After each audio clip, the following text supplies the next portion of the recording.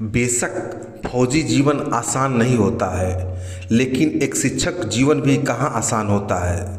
परंतु फौजी जीवन का अनुशासन जिंदगी के हर क्षेत्र में काम आता है। भूतपूर्व सूबेदार श्री शशिकांत गुप्ता जी ने अपने फौजी जीवन का अनुशासन अपने शिक्षक जीवन में भी उतारा और प्राथमिक विद्यालय के नौनिहालों के भविष्य को संवारने तराशने में अपना 100% योगदान दिया। श्री शशिकांत गुप्ता जी आर्मी के सिग्नल कोर में भर्ती हुए। उन्होंने 28 वर्षों तक सेवा करने के बाद सूबेदार पद से सेवानिवृत्त हुए। वर्ष 2011 में टीईटी परीक्षा पास कर वर्ष 2015 में बेसिक शिक्षा विभाग में सहायक अध्यापक के पद पर कार्यभार संभाला और आप मऊ जनपद के शिक्षा क्षेत्र फतेहपुर मंडाव में स्थित प्राथमिक विद्यालय बस्ती रामपुर में सहायक अध्यापक हैं, जो 31 मार्च 2024 को सेवानिवृत्त हो जाएंगे। आज हम शिक्षक तुझे सलाम चैनल में एक फौजी से शिक्षक बने भूतपूर्व सूबेदार श्री शशिकांत गुप्ता जी से बातचीत करेंगे और एक फौजी से शिक्षक बनने के सफरनामा को जानेंगे। आइए इस फौजी शिक्षक को सैल्यूट करते हैं। सर, एक फौजी से शिक्षक बनने का सफ़र कैसा रहा, विस्तार से बताइए। सर, मैं सेना में 1983 में ज्वाइन किया था सेना को, और सेना तो संघर्षमय जीवन रहता ही है। वहाँ से चलते चलते मैं जब वहाँ राजपत्रित अधिकारी बना, नायब सूबेदार रैंक को अचीव किया आफ्टर पोस्ट ग्रेजुएशन, तो 1995 में मैंने रैंक अचीव किया और तब से मैं वहाँ भी शिक्षक की भूमिका में रहा। करीब 17 साल से भी ज़्यादा दिन तक मैंने सेना में एक शिक्षक के रूप में भी काम किया। और जब सेना से रिटायरमेंट का समय आया तो पहले मैं 2008 में आया था, जो कि स्वास्थ्य खराबी में 36,000 लोग बाहर आए थे, लेकिन कुछ हमारे दोस्तों ने मुकदमा की थी और कोर्ट का आर्डर होने के बाद मैं दोबारा रिज्वाइन कर लिया था 2009 में। लेकिन जब बाहर निकल करके आया था, मैं शिक्षा जगत में अपना जगह बनाने के लिए संघर्ष करना शुरू किया, तो मुझे पता चला कि मैं ट्रेंड नहीं हूँ। मैं उसी दौरान जब ज्वाइन किया 2009 में, तो मैंने अपने आर्मी के थ्रू बीएड करने की प्रोसेस की और अंततः मैं उसमें सफल हुआ। मेरा सिलेक्शन हुआ और मैं AEC training college and centre Pachmarhi में बीएड किया।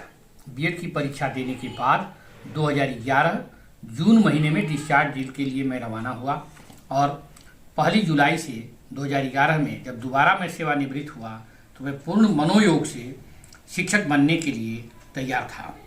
यहाँ आने के बाद हमने उत्तर प्रदेश टीईटी 2011 में परीक्षाएं दी। प्राथमिक और जूनियर दोनों टीईटी क्लियर करने के बाद हम लोगों की नियुक्ति रुक गई और कोर्ट में चले जाने की वजह से 2015 में 9 अप्रैल को हमको ट्रेनिंग मिला और जनवरी 8 को 2016 में हमने एज ए शिक्षक प्राथमिक विद्यालय बस्ती रामपुर शिक्षा क्षेत्र फतेहपुर मंडाव जनपद मऊ में स्थान पाया। यह बड़ा ही संघर्षमय और रोचक एक व्यवस्था के अंतर्गत हम लोग जो है आए और बड़ा खुशी हुआ जिस दिन हम लोग शिक्षक बने। जो है बहुत ही अच्छा लगा, क्योंकि यहाँ की जिम्मेदारियाँ और सेना की जिम्मेदारियों में समानता तो है, हर जगह जो है जिम्मेदारी है, लेकिन वहाँ की जिम्मेदारी कुछ और थी और यहाँ की जिम्मेदारी कुछ और। इन दोनों में सामंजस्य स्थापन करते हुए मैंने एक शिक्षक के रूप में अपना जो है कार्य शुरू किया। जब मैं ट्रेनिंग के दौरान प्राथमिक विद्यालय भरथिया में गया था तो मुझे उस समय एक बहुत बड़ा जो है सदमा सा महसूस हुआ था और मैं उस दिन भावुक हो गया था, क्योंकि उसके पहले मैं प्राइवेट में भी एक इंटर कॉलेज में 4.5 साल एज ए प्रिंसिपल काम किया था, तो सभी बच्चों को, बड़े बड़े बच्चों को पढ़ाने का मौका मिला था। लेकिन प्राथमिक विद्यालय भरथिया में ट्रेनिंग के दौरान मुझे जब छोटे बच्चे मिले तब मुझे यह एहसास हुआ कि छोटों बच्चों को पढ़ाना बहुत ही कठिन काम है, बहुत ही, क्योंकि वो बच्चे अनमोल हीरे होते हैं, उनको तराश करके और अच्छा अनमोल बनाने के लिए बहुत प्रयास करना पड़ता है। और मैंने वहाँ से अपने पढ़ाने का तौर तरीका सब बदल दिया और उन बच्चों को एक साथ पढ़ाने की कोशिश किया। और भरथिया में हमने अथक प्रयास करके वहाँ के बच्चों का स्टैंडर्ड थोड़ा अच्छा किया। तत्पश्चात मेरी पोस्टिंग प्राथमिक विद्यालय बस्ती रामपुर पर हो गई और मैं वहीं सेवा कर रहा हूँ। यह सफ़र हमारा बहुत ही सुंदर, सुहाना और बहुत ही जिम्मेदारीपूर्ण रहा। सर, सेना में कार्य करते हुए कोई ऐसी बात या कोई ऐसी घटना जिसे आप हमेशा याद रखना चाहेंगे? सेना के हर पल में रोचकता और आश्चर्य बना रहता है। हर ड्यूटी उसी तरह की होती हैं, लेकिन कुछ पल ऐसे भी होते हैं जो हमेशा याद रहते हैं।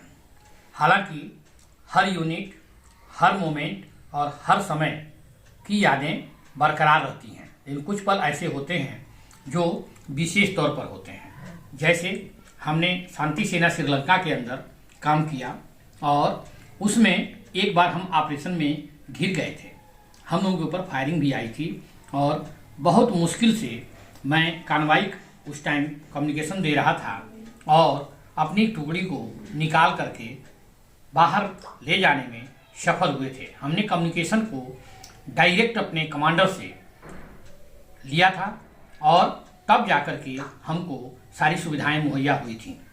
बहुत उस समय हमको जो है परेशानियों को देखना पड़ा और वह पल कभी भी भूलता नहीं है। ठीक उसी तरह से ओपी विजय कारगिल में हम लोगों ने कम्युनिकेशन के दौरान, क्योंकि मेरी नियुक्ति सेना सिग्नल कोर में हुई थी और उस वजह से जो है हम लोगों का काम सिग्नल्स को क्लियर करना था, तो एक बार ऐसा समय था कि इतना लोड हो गया था कि हम लोगों को सिर्फ 2 जेसीओ जूनियर कमीशन अफसर्स में एक हमारे सहयोगी फोरमैन ऑफ सिस्टम हुआ करते थे और गाजीपुर के रहने वाले थे और एक मैं कम्युनिकेशन से था। दोनों आदमी को मैं यू मैन ऑफ सिग्नल्स के रूप में ड्यूटी कर रहा था। तो वहाँ डीओ और डीएसओ ड्यूटी एक्सचेंज ऑफिसर और ड्यूटी सिग्नल ऑफिसर्स मैं ज्वाइंट ड्यूटी करता था और ओवरऑल मोबाइल कम्युनिकेशन भी मेरे ही चार्ज में होता था। मैं सारे देने के बाद वहाँ हमने ये देखा कि ट्रैफिक को कैसे क्लियर किया जाए और उस चुनौती को हम लोगों ने बड़े ही संघर्षपूर्ण से किया था। उस समय हम लोगों को एक रेड आई की बीमारी हो गई थी ज़्यादा जगने की वजह से।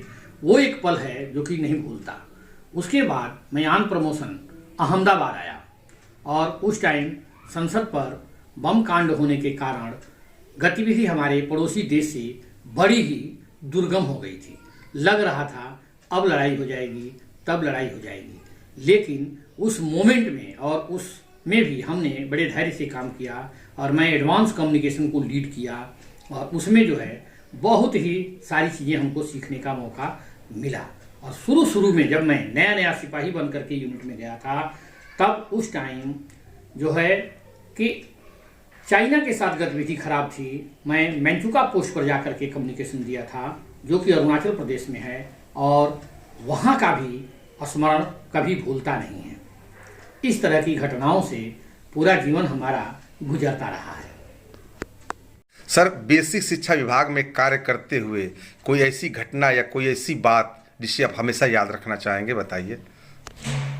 बेसिक शिक्षा में प्रशिक्षण के दौरान हम लोग बड़े ही अविस्मरणीय पल गुजारे। बड़े हंसते खेलते, आपस में संघर्ष भी होता था, बातचीत भी होती थी, लेकिन बहुत ही अच्छे तौर तरीके से हम लोगों ने डाइट और स्कूल के प्रशिक्षण को पूर्ण किया। जब विद्यालय पर हम लोग पहुँचे तो विद्यालय पर बच्चों के बीच में आनंद तो तभी आता है जब बच्चे सम्मान देते हैं। जब बच्चे सम्मान देते हैं तो बाकी सारे के सारे सम्मान अलग हो जाते हैं और उस समय अपना कर्तव्य बोध होता है कि आज यही बच्चे हमारे साथ हैं, कल आगे चल करके देश के स्वस्थ और अच्छे नागरिक बनेंगे। और उनको स्वस्थ और अच्छे नागरिक बनाने के लिए हमने अपना पूर्ण योगदान और प्रयास किया।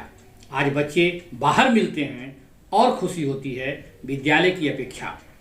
ये हमारा जो है इसका अनुभव इस तरह का रहा और मैं बहुत ही प्रसन्नचित होता हूँ कि भगवान की तरफ से हमको एज ए शिक्षक इस जिम्मेदारी को निभाने का अवसर मिला।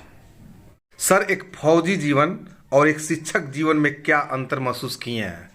देखिए, दोनों जीवन, फौजी का जीवन, जो सैनिक का जीवन होता है, एक सन्यासी की तरह से होता है, और जो शिक्षक का जीवन है वो भी एक गुरु पद को सुशोभित करते हुए वो भी एक संन्यास आश्रम की तरह से होता है। लेकिन दोनों में अंतर कुछ इस तरह का है कि हमको एज ए सैनिक बाहर की व्यवस्थाओं से मुकाबला करना होता है, लेकिन जब हम एज ए शिक्षक होते हैं तो आंतरिक व्यवस्था को सुगढ़ और सुदृढ़ बनाने की कोशिश की जाती है। सबको ज्ञान गंगा में समाहित करके उसमें ओत प्रोत करके और उससे बाहर निकाल करके एक अच्छा स्वस्थ नागरिक, एक ज्ञानपूर्ण नागरिक और एक अच्छा आचरण का नागरिक तैयार करने की जिम्मेदारी होती है। यह दोनों में अंतर है। सर, आप बेसिक शिक्षा विभाग के लिए गौरव हैं। आप शिक्षक तुझे सलाम चैनल के माध्यम से शिक्षकों को क्या संदेश देना चाहेंगे? मैं आगे सैनिक कहना चाहूँगा, जो भरा नहीं है भावों से, जिसमें बहती रसधार नहीं, वह हृदय नहीं है, पत्थर है जिसमें स्वदेश का प्यार नहीं। और आज ये शिक्षक कहूँगा कि अपने कर्तव्य को सर्वोपरि रखते हुए बच्चों के जीवन को सुघड़ और सुदृढ़ बनाया जाए। इसमें कहा गया है कि तपचुक राजचुक नरक, यानी तपस्या में अगर चूक गए तो हम राजा बनते हैं, और राजकाज चलाने में अगर चूक गए तो हम नरक के वासी होते हैं। हमें अपना कर्तव्य बोध जो है हमेशा अपने साथ रखना चाहिए। हर शिक्षक, हर गुरुजन को मैं यही कहना चाहूँगा कि अपने कर्तव्य का सर्वोपरि पालन किया जाए, जिससे हमारा देश सदैव सगुण हो, सुरक्षित हो, सद्भाव हो, प्रेम हो और अग्रसर हो। धन्यवाद। सर, शिक्षक तुझे सलाम चैनल में बातचीत करने के लिए आपको बहुत बहुत धन्यवाद सर।